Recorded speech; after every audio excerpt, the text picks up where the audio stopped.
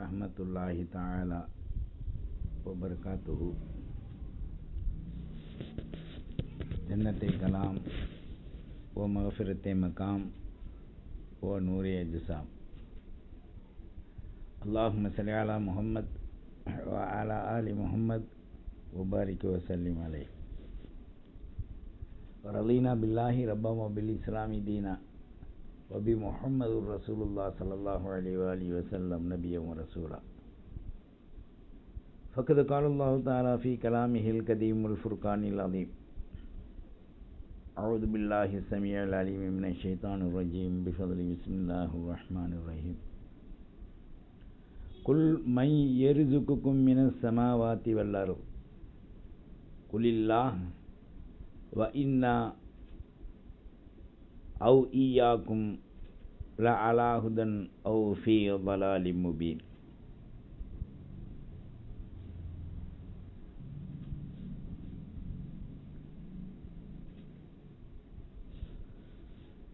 وقال النبي صلى الله عليه وآله وصحبه وسلم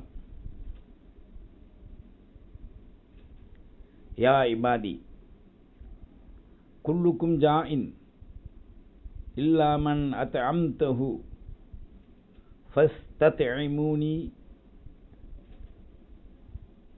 أطعمكم يا عبادي. அல்லாஹுவின் நல்லடியார்களே, இஸ்லாமிய வாலிப தோழிகளே, எல்லாம் உள்ள அல்லாஹு ஜல்ல ஷானஹு தஆலாவின் மகத்துவம் என்னும் திருணையும் கருணையும் கடாட்சமும் நம்மை உயர்வான உச்சாணியில் தாஹா ஸல்லல்லாஹு அலைஹி வஸல்லத்துடைய துஆவும் ஷஃபாஅத்தும் உயர்வாக ஆக்கி வைத்திருக்கின்றது. அல்லாஹ் மனிதர்களை எவ்வித முன்மாதிரியும் இல்லாமல், எவ்வித பொருள்களும் இல்லாமல், காரணங்களை கொண்டு சாதனங்களை படைக்காமல் குன் ஃபயகூன் என்ற அவனுடைய மூல மந்திரமான சொல்லை கொண்டு முழு உலக அனைத்து விதமான விண்மண் எல்லா பொருள்களையும் அல்லாஹ் அவனது கருணையினால் படைத்திருக்கின்றான். அல்லாஹுடைய லுத்துஃபும் ரஹ்மத்தும் நிஅமத்தும் எங்கே ஓங்கி இருக்கின்றதோ அது இறையால் படைக்கப்பட்டவை. இறையாண்மையை மனிதனுக்கு உணர்த்தக்கூடிய தௌஹீத் பிஹக்கி லா இலாஹ இல்லல்லாஹ் முஹம்மதுர் ரசூலுல்லாஹ் என்ற ஓரிரை கொள்கையின் வழிபாட்டிற்காக, நம்பிக்கைக்காக படைக்கப்பட்ட பொருள்கள் தான் இந்த முழு உலக பொருளும். காரண கர்த்தாவை சாதனங்கள் எப்படி கடவுளாக ஆக முடியும், ஆக்கிக் கொள்ள முடியும்? மனிதனால் எண்ணப்பட்ட கடவுள் என்று சொல்லக்கூடிய நிலைகளெல்லாம் எல்லாத்தையும் விட்டு நாம் அந்நிய நாடுகளுக்கு போகும்போது கடவுச்சீட்டு என்று சொல்வார்கள். அதே போன்றுதான் கடவுள் இறையை தரிசிக்க ஒரு சீட்டு, கடவுச்சீட்டு தேவைப்படுது. அந்த கடவுச்சீட்டு தான் பிஹக்கி லா இலாஹ இல்லல்லாஹ் முஹம்மதுர் ரசூலுல்லாஹ். ஏனையோர்கள் ஒப்புக்கொண்டாலும் இறைக்கு ஒப்பாக உலகத்தில் பல்வேறான வணக்கங்களை தங்களுக்குள் அவர்கள் முடிவு கட்டி உய்யாரமாக வைத்து வணங்கி வருவதை நாம் பார்க்க முடிகின்றது. தூய்மை மிக்க இஸ்லாத்தில் எத்தகைய உருவ வழிபாட்டிற்கோ காரண சாதனத்திற்கோ எத்தகைய முன் உரிமையும் இல்லை. மூல மந்திரமான ஒரு சொல் நமக்கு நிரந்தரமாக சொல்லித்தரப்பட்டிருக்கின்றது.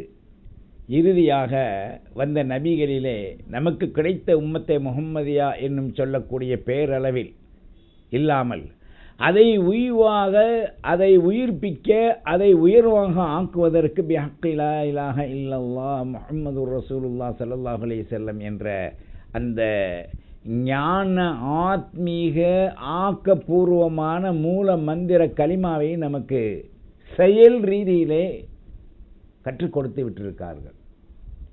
இந்த செயல் ரீதியான இந்த கலிமாவிற்கு எவ்வாறு உயிரோட்டம் வந்தது, அந்த கலிமாவில் எப்படி உயிரோட்டங்கள் நிறைந்ததாக மனிதனை ரூஹானியத்துடையவனாக ரூகை செயல்படுத்தும் திட்டத்தை நிறைவேற்றக்கூடியதாக அந்த கலிமாவின் தாத்பரியம் அமைந்திருக்கின்றது என்பதை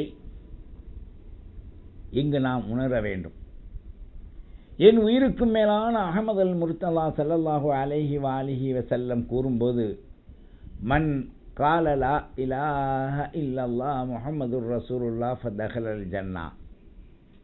இந்த கலிமாவின் நோக்கமும் தாத்பரியம் அமலை கொண்டுதான் பரிபூர்ணமடைகின்றது. ஆயிலில் ஒரு முறை ஒரு மனிதன் கலிமா சொன்னான், எத்தகைய நற்கர்மங்களுமே செய்யவில்லை, இவன் அந்த பதவியை அடைய முடியுமா என்றால், கேள்வியிலும் தண்டனையிலும் அகப்பட்டவனாகத்தான் இவன் இருக்கின்றான், தூய்மையாக அந்த இடத்தை இவன் அடைந்து விடுவான் என்பது யாராலும் சொல்ல முடியாது. அல்லாஹ் வாக்களித்திருக்கின்ற வாதாக்கள் அனைத்துமே இந்த உலகத்தில் அல்லாஹ் ரசூல் காட்டி தந்த அந்த வழியை தக்க வைத்துக் கொள்ளக்கூடியவர்களுக்குத்தான் அந்த பின்னாலே கூறக்கூடிய நிஅமத். அவன் சொல்லும்போது பிஸ்மில்லாஹிர் ரஹ்மானிர் ரஹீம் இல்லல்லதீன ஆமனு வஅமிலு ஸாலிஹாத், இத்தகைய தன்மை யாரிடத்தில் கலிமாவிற்கு பிறகு பிரத்தியோகமாக மிளிரிக் கொண்டிருக்கின்றதோ, ஜோதியாக இருக்கின்றதோ, அவர்களுக்குத்தான் ஜன்னாத்துன் தஜ்ரி மின் தஹ்தில் அன்ஹார் ஹாலிதீன ஃபீஹா அபதா என்ற வார்த்தையை, வாக்கியத்தை, ஆயத்தை கிஃப்டாக, கொடையாக அல்லாஹ் தர்றான். அப்ப இது அல்லாதவர்கள் கலிமாவை சொன்னார்கள். அந்த கலிமாவுடைய தாத்பரியத்தில் யாராவது சத்தியத்தின் கீழ் நிலைத்திருக்க முடியுமா என்று சொன்னால் நிச்சயமாக முடியாது. அந்த சத்தியத்தின் கீழ் நிலைத்திருக்க முடியாதவாறு தான் மானிட சமுதாயத்தில் அங்கம் வகிக்கக்கூடிய மனிதன் இஸ்லாம், முஸ்லிம், முஸ்தஸ்லிம், மூமின், முத்தகி, தக்வா, இப்ப இவ்வளோ மண்டலங்கள் ஒன்றின் பின் ஒன்றாக இந்த மண்டலங்களை எல்லாம் அடைந்து நாம் தூய்மை பெறுவதற்குண்டான வாழ்வைத்தான் இஸ்லாம் நமக்கு அமைத்து காட்டி கொடுத்திருக்கின்றது. இந்த இஸ்லாத்தின் தாற்பயங்களை புரிந்து வாழ்பவனுக்கு பெயர் இஸ்லாமியன், முஸ்லிம். இஸ்லாமியன் என்று சொன்னாலே அல்லாஹ் ரசூலுக்கு முற்றிலும் மாறுபடாத செயல் செய்யக்கூடியவன். முஸ்லிம் என்று சொன்னால் முற்றிலும் தலை வணங்குவது அல்லாஹுக்கும் ரசூல் காட்டி தந்த பாதையிலே, ரசூலுக்கும் அத்தீஉல்லாஹ் வ அத்தீஉர் ரசூல் என்ற அடிப்படையிலே தான். இவைகளை சரியாக நாம் செய்வதற்குத்தான் உலகிலே பல்வேறான திட்டங்களை அல்லாஹ் கொடுத்திருக்கான். மனிதன் இந்த உலகத்தில் உயிர் வாழ வேண்டுமே, இந்த உயிர் வாழ்வதற்கு மனிதனுக்கு இந்த உலகத்தில் எத்தனை நியமத்துக்கள் தேவைப்படுகின்றது. வெறும் உயிரோட்டம், ரூஹானியத்து இருந்தால் பத்தாது. அந்த ரூஹானியத்து மண் இனத்தை சார்ந்த ஒரு காரணத்தால் ரூஹு குதுசாக ரூஹானிய மண் இனத்தை சார்ந்ததாக இந்த பிம்பத்தை கொண்டு செயல்படுகின்ற பொழுது அவைகள் உயிர் வாழ்வதற்கு சில தேவைகள் நிர்பந்தமாக இருக்கு. அது அல்லாஹ் கேள்வி கேட்கிறான், குல் நபியை மக்களிடத்தை சொல்லுங்க, கேளுங்க, மை எருசுக்கும் மினஸ்ஸமாவாதி வல் அர்ள், உங்களுக்கு வானலோகத்திலும் விண்ணிலும் மண்ணிலும் உணவளிப்பது யார்? இந்த இடத்துல வானலோகத்தை குறிப்பிடுறான். வானம் என்று சொன்னால் வானில் இருக்கின்ற, விண்ணில் இருக்கின்ற அந்த மக்கள் எத்தகைய உணவையும் மலக்குல் ஆலா யாரும் எதையும் புசிக்கவோ திங்கவோ மலம் ஜலம் கழிக்கவோ மாட்டார்கள். அப்போ இந்த இடத்துல அல்லாஹ் வானத்தை பற்றி குறிப்பிடுது என்ன? ரிசிக் என்பதை விண்ணிலிருந்து தான் மண்ணுக்கு இறக்கி வைக்கப்படுகின்றது. ஒரு துளி மழையின் மூலமாக, மலை துளி உயிர் துளி என்று சொல்வது குர்ஆன் சொன்னது. யுகியில் அருள பாய்த மௌத்திஹா, இந்த பூமி செத்து கிடந்த போது யார் ஹயாத்தாக ஆக்கியது? வறண்ட பூமியை பஸ்பமாக இல்லாமல் செழிப்பாக பசுமையாக ஆக்கியது யார்? அல்லாஹ். அரசியல்காரன் ஒன்று சொன்னவன, அரசியல்காரி ஒன்று சொன்னவன எடுத்துக்கிட்டு ஆடுறானுங்க, நோட்டீஸ் போடுறான், போர்டில் எழுதி வைக்கிறான், விண்ணின் துணி மண்ணின் துணி, மண்ணின் துணி மைந்தனின் துணிண்டு. ஆனால் இதை பல ஆண்டு காலங்களுக்கு முதவே, பல நூற்றாண்டுகளுக்கு முதவே விண்ணின் துணி மண்ணிற்கு உயிர் துளி என்பதை அல்லாஹ் அங்கே நிர்மாணித்த லவ்வுல் மஃபூதுடைய ஆயாத்துக்களில் ஒன்றுதான் இந்த மேல் கூறப்பட்ட ஆயாத். குல் மை எரிசுக்கும் மினஸ் ஸமாவாதி வல் அர்ள், வானிலிருந்து பூமியை நோக்கி ரிஸ்க் வருது. ஒரு துளி மலைத்துளி தான், அதில் எத்தனை வகையான ரிஸ்க். இந்த மலைத்துளி வேப்ப மரம் இருக்கும் இடத்தில் விழுந்தால் வேப்பங்காய், காய் கசக்கும், பழம் இனிக்கும். வேப்பம்பழம் கூட இனிக்கும், ஆனால் இலை கசக்கும். கொய்யா மரத்தில் விழுந்தால் அது ஒரு டேஸ்ட், நவா பழத்தில் விழுந்தால் அது ஒரு டேஸ்ட், அதே நேரத்தில் சப்போட்டாவில் விழுந்தால் அது ஒரு டேஸ்ட். செடியின் பழங்களில் காய்கறிகளில் விழுந்தால் அந்தந்த விதையின் மீது விழுகிற போது அது அதன் பேர், அது அதனுடைய டேஸ்ட். மிளகாய் மரத்தின் மீது செடியின் மீது விழுந்தால் அது பச்சை மிளகாய், காய்ந்த மிளகாய், வரமிளகாய், அது ஒரு டேஸ்ட். ஆக மனிதனுக்காக வேண்டி அரும் சுவை என்று சொல்லக்கூடிய ஒட்டுமொத்தத்தில் பல்வேறான சுவை. அரும் சுவை என்பது மனிதனுடைய நாக்கிற்கு பட்டவை, படாதவைகள் இன்னும் இருக்கு. பட்டால் மனிதன் மரணித்து விடக்கூடிய விஷங்களும் டேஸ்டான விஷங்களும் இருக்கு.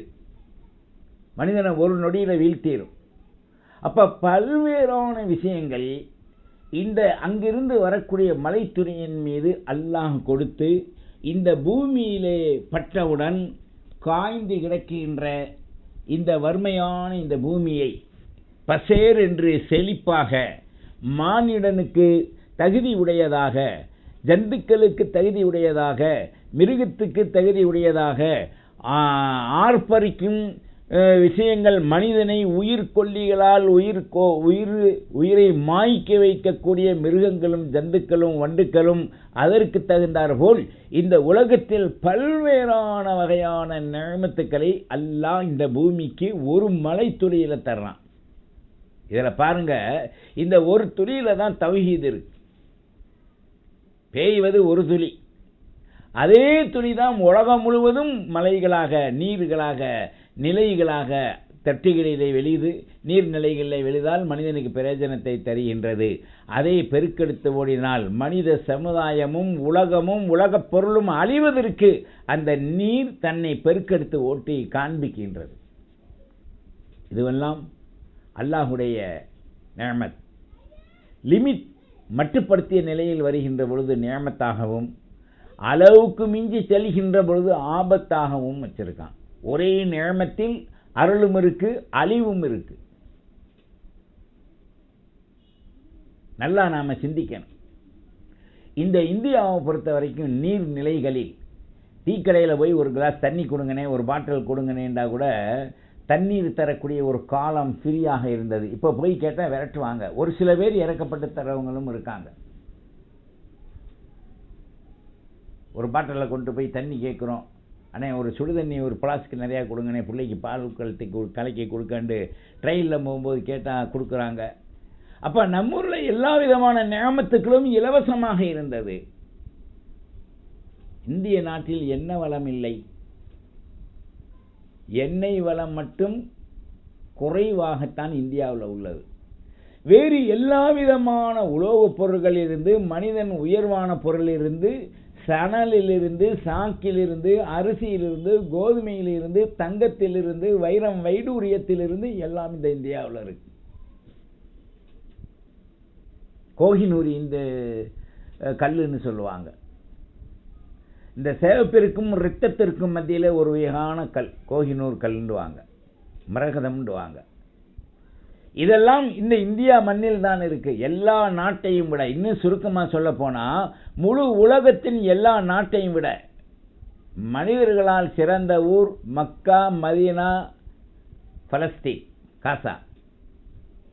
மனித வளத்திலும் சிறந்தது, மனிதர்களுக்கு உயிரோட்டம் தரக்கூடியது, உலக வாழ்வில் உயிரோட்டம் தரக்கூடியதற்கு அல்லாஹ் முதல்ல பாபா ஆதம் அலைஹிஸ்ஸலாம் அவர்களை இந்த இந்திய புனித மண்ணில் இறக்கி வைத்ததன் காரணமாகத்தான் இதில் 2 வகையான நியமத்துக்கள் இந்தியாவில் கொடுத்திருக்கான்லாம்.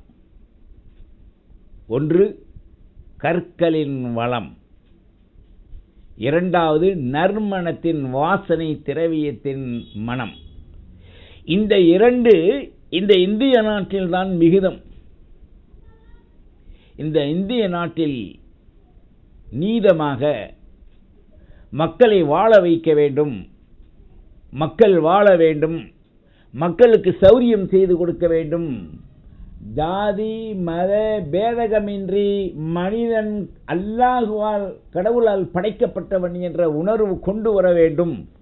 அது இருந்திருந்தால் இந்த இந்தியா முழுவதும் இன்றைக்கு நம்முடைய நாட்டை போன்று எந்த நாடும் இருக்காது. வெளிநாட்டில் போய் பாருங்க, என்ன அலங்காரங்களில் ரோடு, கட்டிடங்கள் வரிசை கிரமமாக, ஒரு தெரு எவ்வளோ பிரமாண்டமான ரோடுகள். இதுக்கு காரணம் என்ன? ஆட்சியாள வேண்டும், மக்களுக்கு நல்லது செய்ய வேண்டும் என்று சலுகைகள் செய்கிறாங்க. ஒரு குறிப்பிட்ட வயசிற்கு பிறகு அவர்களுக்கு சம்பாதிக்க முடியாத நிலை, ரிட்டையர் கஷ்டங்கள் வரப்போகும்போது கவர்மெண்ட் உதவுது, பல்வேறான தொகைகள், ஆஸ்பத்திரிகள். ஆனால் இவன்களெல்லாம் கல் துடைப்பிற்கு ஒரு காரடல் அவன் போட்டோவை போட்டுக்கிட்டு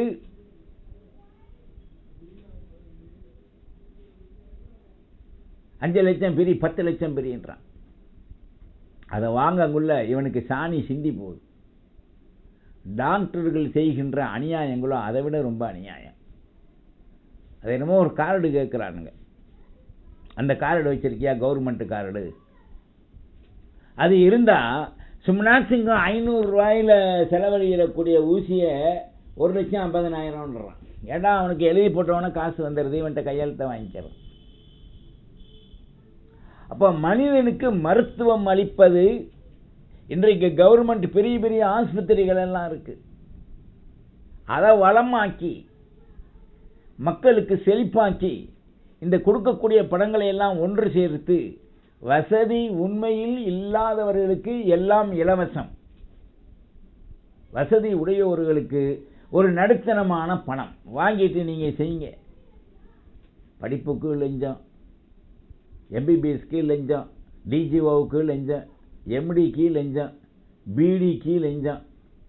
பிடின்னா பிடிஎஸ், பிடின்னு நினச்சிக்கிறாதீங்க, காஜா பீடின்னு. அப்போ இவ்வாறாக இந்த உலகத்தில் பல்வேறான நிலை வருகின்ற பொழுது அந்த மருத்துவர்கள் என்று வருகின்ற மருத்துவ அந்த உண்மை சேவை இன்னைக்கு பணத்திற்காக முகம் சுளிக்கப்படுது. ஒரு மனிதனுக்கு பல்ல அதில் உள்ள டேமேஜோ எதிரில் கோளாரோ ஏதோ பிடுங்கிட்டு கிளீன் பண்ணி ஆற வச்சுட்டு பல்லு போடுறதுக்கு 5 லட்சம் 10 லட்சம்ன்றான். ஏன்னா டிஜிட்டல் பண்ணலாம். அதே பல்லை இந்த கவர்மெண்ட் பொருளாதாரத்தை ஆய்வு செய்து மக்களுக்கு அது எப்படி கொடுக்க வேண்டும் என்பதை செய்ய முடியுமா, முடியாதா? அப்போ கண்துடைப்பிற்காகவும் ஆட்சிக்காகவும் தன்னுடைய கட்சிகளை தக்க வைத்துக் கொள்வதற்காகவும் தான் இந்த இந்தியாவில் எல்லாமே போட்டி போட்டுக்கிட்டு ரொம்ப இழிவாக மக்களை சீப்பாக நினச்சிக்கிட்டு, நான் தான் காசு கொடுத்து ஓட்டு வாங்கினேன்னு இருந்தா இரு, செத்தா சாகு என்று சொல்லக்கூடிய அளவிற்கு இன்னைக்கு நிலை வந்துருச்சுன்னு சொன்னால், இந்த வரக்கூடிய நீர் நிலைகளின் தேக்கங்களில் வீடு கட்டியது தான் இன்னைக்கு எல்லாமே இன்னைக்கு சேதங்கள். ஆறுகள், ஏரிகள், குளங்கள், நீர்நிலைகள் குட்டைகள், இவையெல்லாம் யார் பிளாட் போட்டு விற்க சொன்னான்? இந்த ஆட்சியாளர்கள் தான் அவர்கள் பீரியடிலே எதெல்லாம் கவர்மெண்ட் இடம் இருக்கா பிடிச்சி வளர்ச்சி எல்லாத்தையும் பிளாட் போடுறான்றான். அதில் நீதமாக நடத்த வேண்டும் என்று வருகின்ற பொழுது அவர்களுக்கு அங்கே இரும்பாணியால் அடி விழுகுது, சிலுவையில் விழுந்த மாதிரி. நாம் சிந்திக்க வேண்டும். மனிதர்களுக்காக ஆட்சி செய்ய வரக்கூடிய அந்த கட்சிக்காரர்கள், பொறுப்பேற்று வரக்கூடிய அந்த துடிப்பான இளைஞர்கள், முதல்வர்கள், அரசாங்க ஊழியர்கள் மக்களுக்காக வரணும். சிலோனில் ஒரு தடவை போயிருந்தேன். ஒரு தடவை பாஸ்போர்ட் காலையில் 10 மணிக்கு ஒருத்தர் போகிறார். அங்கே உள்ளவர் போகும்போது சாயங்காலம் 7 மணிக்கு அவர் கையில் பாஸ்போர்ட் வந்துருச்சு. உங்கள் ஊரில் இப்படி வருமாண்டார். எங்கள் ஊரில் கொள்ளைக்கு கூட வராதுங்க, பூவம்பலத்தில் கூட கலப்படத்தை போடுறானுங்க அப்படின்னு சிரித்தார். காரணம் என்ன அப்படின்னு சொன்னால், மனிதனை வாழ்வதற்காக அவனுடைய சலுகைகளை கொடுக்கின்ற பொழுது யார் ஆட்சிக்கு வந்தால் என்ன? ஒரு யானை கூட வந்து உட்காரலாம் ஆட்சியில். ஒரு யானைக்கு தீனி போட்டால் மனிதன் தலையில் கை வச்சு அவனுக்கு அது நன்றி செய்யுது. ஒரு குடம் தண்ணி கொடுத்தா குடிச்சு போட்டு அவனுக்கு சலாம் சொல்லுது யானை.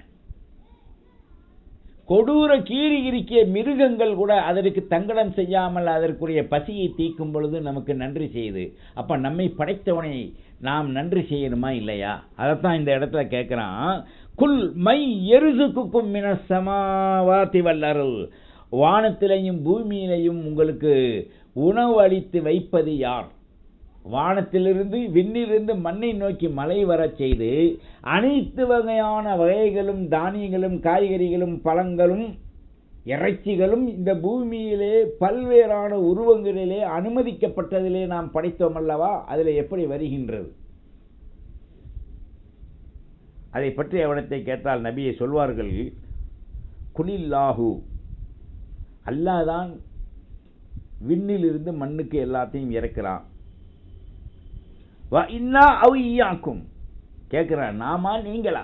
கேளுங்க அவனுங்கள்ட்ட. யார்கிட்டையும் கேட்டால் நான் தான் சொல்ல மாட்டான், கடவுள் தான், அல்லாஹ் தான் சொல்லுவான். ல அலாஹுதன் அவு ஃபீ ஸலாலிம் முபீன், ஏன் பின்ன நீங்கள் நேர் வழியில் இருப்பதில்லை? வழி தவறியவர்களாக இருக்கின்றீர்கள். மனிதனை வணங்கும் காலங்கள் இக்காலங்களாக அமைந்திருக்கின்றது. அதாவது அரசாங்கத்திலிருந்து ஒரு உதவி செய்து விட்டால், அல்லது மனிதர்களுக்கு இந்த ஆட்சியாளர்கள் ஒரு உதவி செய்து விட்டால், டக்குன்னு ஒரு போர்டு அடிக்கிறான், இதய தெய்வமே. இதயத்திற்கு தெய்வம் எவனுமே இல்லடா. அவனும் உனே மாதிரி பீவேன்ட்டு குண்டி கழுவாத பயலும் இருக்கான். காட்டில் போய் ஒன்று கடிச்சிட்டு ஜிப்பை இழுத்து விட்டுட்டு அப்படி ஒரு ஆட்டுறவனும் இருக்கான். கழுவுறவன் எவனும் இல்லை. இதுபோன்று தான் இஸ்லாமியர்களுக்கு எல்லா துறையிலையும் ஒரு கண்டிஷன் உண்டு. இப்படித்தான் வாழ வேண்டும், இதைத்தான் செய்ய வேண்டும். இதற்கு மாறாக நடக்கின்ற பொழுது மாறு உரிகின்ற பாவங்கள் தான் கிடைக்கும் என்பது இஸ்லாமியர்களுக்கு ஒரு மரபாக, சட்டமாக அல்லாஹ் வச்சிருக்கான். ரசூலுல்லாஹ் அதைத்தான் சொல்லி காண்பித்தார்கள். மனிதன் பிறந்திலிருந்து மண்ணுக்குள் வைக்கும் வரை இஸ்லாமியனுக்கு மாத்திரம் ஒரு சட்டம். அது தனி சட்டம் அல்ல, தனியார் சட்டம் அல்ல. அது மனிதனுக்கு இஸ்லாம் கொடுத்த சட்டம் அல்ல. அல்லாஹ்வால் இஸ்லாத்திற்கு கிஃப்டாக கடமையாக்கப்பட்ட மார்க்கம், சட்டத்திட்டங்கள். ஏன் உங்களுக்கு பொசு பொசுன்னு இருக்கு அப்படின்னு சொன்னா, எறும்பு கூட்டில் போய் நின்றா உள்ள எறும்பு ஏறி கடிக்கத்தான் செய்யும். எறும்பு மறைபொருளில் தான் முதல் கடிக்கும். காரணம் என்ன?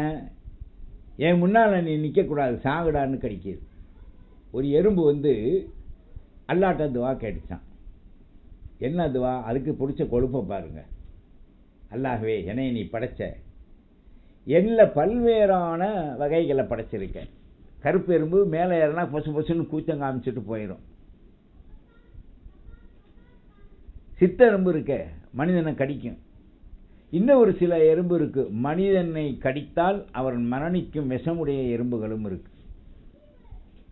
மனிதனை முச்சிருச்சுன்னு சொன்னால் அவனை அக்கு வேறு ஆணி வேறையா கரையானை விட அதிநவீனமாக அழிக்கக்கூடிய எறும்புகளும் இருக்குது. எறும்புகளில் பல்வேறான வகை. ஒரு எறும்பு அல்லாட்ட கேட்டுச்சான், சுருக்கமாக சித்தெரும்பு, அல்லாகவே மனிதனை நீ படைச்ச, அவனுக்கு பல்வேறான நியமத்துக்கள் கொடுத்துருக்க, அவன் மேலே ஏறுனா என்னை அடித்து நசுக்கிடுறான், என் கூட்டுக்கு வந்தால் மருந்தை போட்டுறான், அல்லது என்னை சாகடிச்சிடறான், எங்களை, எனக்கு நீ ஒரு அருள் தர வேண்டும். என்ன அருள்னா, மனிதனின் ஏறி ஒரே கடி கடிச்சா அவன் உடனே செத்துறணும்னு கேட்டுச்சு. படைத்த அல்லாஹ்வுக்கு எப்படி இருக்கும்? அப்போ அந்த எறும்பை பார்த்து அல்லாஹ் கேட்டான், ஓ எறும்பே, இவ்வளோ உன்னை உயர்ந்த ஒரு பொருளாக நான் நினைச்சேன், ஆனால் நீ இவ்வளோ பெரிய ஒரு துர்க்குறியான அசட்டையான ஒரு பாவியான எறும்பா நீ இருக்கியே, நீ இருக்கிறது மனிதனுடைய புருவத்தில் மினியான்னு கூட இல்லை, ஆனால் மனிதன் பிரமாண்டமாக நான் அவனை படைத்து என்னை வணங்க வச்சிருக்கேன், நீ ஏறி அவனை கடித்தவனை சாகணும்னு விரும்புறியே, என்ன காரணம்னு கேட்டான். அப்போ அந்த எறும்பு சொல்லிச்சு, யார் மேலேயாவது ஏறிட்டாவே எங்களை சித்தெரும்புன்னு பார்த்தாவே அடித்து தட்டி விட்டுறான், நசுக்கிடுறான், இல்லை தட்டி விட்டுறான், நோவினையாக இருக்குது, நாங்கள் கீழே நொச்சுன்னு விழுந்தவனை, அதனால் அவனுக்கு அதை இடையூறு பண்ணுறான், நீ ஏன் அவனை இடையூறு பண்ணேன்ற அல்லாஹ் கேட்டதுக்கு அது பதில் சொல்ல முடியல. அப்போ அல்லாஹ் ஒரு அருள் வாக்கு கொடுத்தான், ஓ எறும்பே, சித்தெரும்புகளாக கடிக்கும் எறும்புகளாக இருந்து மனித உருவின் மீது நீங்கள் ஏறினால் நீங்கள் அவன் கரத்திலேயே சாவீங்க, அதுதான் உங்களுக்கு சாவுன்னு அல்லாஹ் ஒரு வாக்கா கொடுத்துட்டான். சகோதர சகோதரிகளை இன்னைக்கு பார்க்குறோம், அடுப்படியில் ஜீனி டப்பா எறும்பு, நமக்கு எது எது தொந்தரவு தரக்கூடாதோ அது பூரா தின்பண்டங்களில் வரும், பார்க்கலாம். ஒரு பிஸ்கெட்டை வச்சுட்டு அரை மணி நேரத்தில் பார்த்தீங்கன்னா லட்சக்கணக்கான எறும்பு முச்சிரும். அப்போ மக்கள் என்ன செய்வாங்க, அடுப்படியில் இருக்கக்கூடிய பெண்மார்கள் ஒரு ஷாம்பீஸ் அல்லது அதுக்குரிய மருந்து எதையாவது போட்டு அதை வர விடாமல் போட்டு அதை ரவுண்டு பண்ணிட்டா அதில் வந்தவனே செத்து போயிடும். ஈக்கும் அப்படி தான், ஈ மருந்து இருக்குது. ஏன்னா அது கண்ட இடத்துல மனிதனுக்கு இடையூறு தரக்கூடிய பொருள்கள் கண்ட இடத்துல இருந்து மனிதனுக்கு சீக்குகளை பரப்பக்கூடிய பொருளின் காரணமாக இந்த கொசு, ஈ, எறும்பு அதிகமாக சாகக்கூடிய பொருள்களில் இது. அடுத்து 4வது தான் கரப்பாம்பூச்சி, அப்போ ஓடை பொருள்கள். இது எதுக்கு சொல்லப்படுதுன்னு சொன்னால், மானிட சமுதாயத்தை நாங்கள் நொம்பலம் செய்தவுடன் செத்து விட வேண்டும். ஒரு உதாரணமாக, பாம்பு கடிச்சா மனிதன் சாகுறான்றான். நீங்கள் ஓடக்கூடிய பாம்பை பயப்படாமல் பிடிச்சி நல்லா கடித்து தூன்னு துப்பிட்டீங்கன்னு சொன்னால் அது செத்து போயிடும். அதுக்கு இருக்கின்ற விஷத்தை விட மனித பற்களுக்கு வாய்களுக்கு விஷம். ஆனால் நம்மை அல்லாஹ் அவனை நினைக்கும் மாணிக்கங்களாக நம்மை அல்லாஹ் படைச்சு வச்சிருக்கான். ஒரு உதாரணமாக, ராத்திரியில் கொஞ்சோன்னு அரிசி, ஒரு செம்சா அளவுக்கு அரிசியை வாயில் போட்டு படுத்துட்டான், காலையில் போய் அதை கோழிக்கு துப்பிட்டான், திண்டுச்சுன்னா அது உடனே செத்துரும். அவ்வளோ பாய்சன் மனிதனுடைய பற்களிலே இருக்கின்றது. இந்த பாய்சன் மூலமாக மனிதனுடைய வாயை பாதுகாக்கும் ஒரு அற்புதத்தை எல்லாம் படைச்சு வச்சிருக்கான். நாம உறங்குறோம், காதுடைய ஓட்டை, மூக்குடைய ஓட்டை, கண்ணுடைய ஓட்டை, கீழ் துவாரத்தின் ஓட்டை, எது வேண்டாலும் உள்ள போடலாம். மனிதனுக்கு அப்படி ஏதாவது இடையூறு வந்து செத்துருக்கான்றதை யாராவது நாம பார்த்துருக்கோமா? ஆச்சரியத்திலும் மிகப்பெரிய ஒரு ஆச்சரியம், அஜாயிப். அல்லாஹ் மனிதனுடைய படைப்பை படைத்து அவனை வணங்குவதற்காக வைத்து விண்ணிலிருந்து மண்ணை நோக்கி பல்வேறான ஒரே ஒரு துளி, அதே துளி தான் உலகம் முழுவதும் பெய்யுது தண்ணி. அந்தந்த மண்ணில் படும்போது களிமண் நீராக, மணல் நீராக, பூமியின் நீராக, மலை குடையின் நீராக, மலை ஆழ்கிணறின் நீராக அந்த நீர் மாற்றி அமைக்கப்படுகின்றது. அதை கடலில் விழும்போது கடல் நீர் கொஞ்ச நாள் சென்று உப்பு நீராக அந்த நீரை மாற்றப்படுகின்றது. சிப்பிக்குள் உருவும் போது உயர் முத்துக்களாக அதை அல்லாஹ் மாற்றி அமைக்கின்றான். பிஸ்மில்லாஹிர் ரஹ்மானிர் ரஹீம் யஹ்ருஜு மின்ஹுமல் லுலு வல் மர்ஜான். அஜாயிபுகளின் அஜாயிபாக முழு உலகத்தின் அல்லாஹ் முன்னின்று படைக்கும் போது அவனை தவிர யாரை நாம் வணங்குவது? வணக்கத்திற்கொருவன் ஓர் இலா, லா இலா, அவனை தவிர யாரும் இல்லை என்பதை நாம் பிரகடனப்படுத்தி உறுதிப்படுத்த. அதைத்தான் ஏனைய மனித மக்கள், மத மக்கள் கடவுள் என்று உலகத்தில் பல்வேறானவைகளை வணங்கினாலும் கூட ஜோதி என்ற ஒரு பிம்பம் ஒன்று உண்டு. அதுதான் நமக்கு மிகப்பெரிய ஒரு அருள் தரக்கூடிய பொருள் என்று நினைக்கிறாங்க. அஜாயிபுகள் அல்லாஹ்வின் கொடைகளில் உள்ளவை. அவன் நினைத்தால் எதையும் செய்யும் ஆற்றல் பெற்றவன் என்பதை மன உறுதி கொண்டு அவன் தரும் நியமத்துக்கெல்லாம் நன்றி செய்து நல்லவர்களாக வாழ அவன் கடமைகளை சரியாக நாம் நிறைவேற்றுவோமாக. வாஹிர் தஅவானானில் ஹம்துலில்லாஹி ரப்பில் ஆலமீன். நம்முடைய இறுதி முடிவாக வஹுஸ்னுல் காத்திமாவாக ஆக்கி வைப்பானாக. ரப்பனா லா துஸிக் குலூபனா பஅத இத் ஹதைத்தனா வஹப் லனா மின் லதுன்க ரஹ்மா இன்னக அன்தல் வஹ்ஹாப். அஸ்ஸலாமு அலைக்கும் வரஹ்மத்துல்லாஹி வபரகாத்துஹு. வத்தபிஊனி அலல் இஸ்லாம் வஅத்தூனி மினல் முஸ்லிமீன்.